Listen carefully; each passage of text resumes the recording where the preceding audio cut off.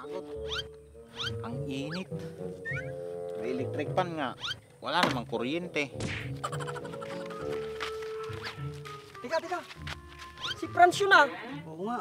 Aba!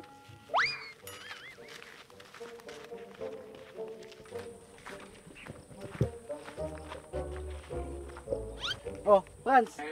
Ba't ganyan yung mukha mo? Bakit, George? May nagbago ba sa pagbumukha niya? Wala naman ah. Paano naman kasi? Lahat ng nakakausap ko, wala na sa katinuan. Diyan ka nagkakamali, Kuya Franz. Anong akala mo sa amin? Hindi kami matino? Kayo ang may sabi niyan, hindi ako.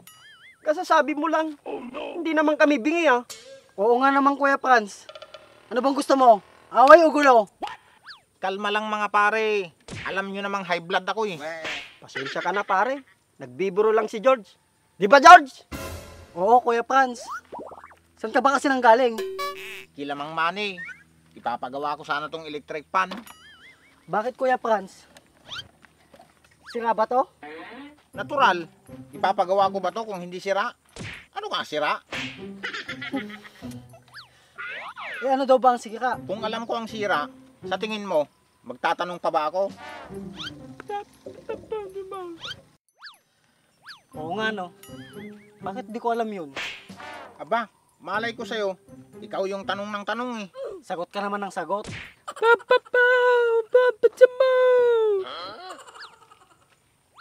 Anong sabi mo? Ang sabi niya, tumigil na daw kayo. Paano mo naintindihan yun?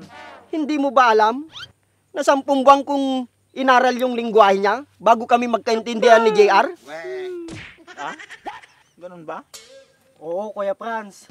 At sa Harvard University niya pa inaral. Ang galing niya no? Oh. Wow. Amazing. At ako ang baliktoryan nila. Ayun lang. Sablay. Mabalik tayo sa usapan.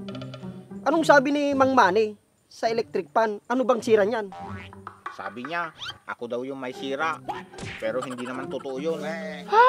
Papapasabagsaw? Oh! Oo, sinabi niya sa akin yun. Naiintindihan mo yung sinabi ni Kuya JR, Kuya Franz? Oo, Paano nangyari yun? binabasa ko yung subtitle sa baba. Dito oh. Oo nga pala. Paano naman niya nasabi na ikaw ang may sira? Kasi sinabi ko sa kanya na pag sinindang ko tong electric pan, ako yung umiikot. Ah, kaya naman pala eh. Ano kaya kung wag mo na lang sindihan tong electric fan para hindi ka na umikot? Tama! Yun na lang ang gawin mo. Kung ganon, tama yung sinabi sa akin ni Mang Manny. Oo. Siguro nga pare, may tama ka. Ano? May tama si Kuya Franz? Hindi. Ang sabi ko, may tama si Mang Manny. Ano? Si Mang Manny, may tama. Kailan pa? Hindi. Ang sabi ko, tama ang sinabi ni Mang Manny kay Franz. Hindi ba ganon ang sinabi namin? Inulit mo lang? Kaloka ka? Oo nga no. Pati ako, nahihilo na sa inyo. Ang gulo nyo kasing kausap. Ako pa ngayon ang lumalabas na magulong kausap? Sino yung magulong kausap, Kuya Franz? Kayo. Alangan naman ako. Nagpapaliwanag lang ako.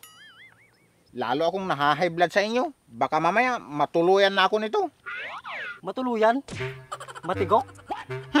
Diyan na nga kayo.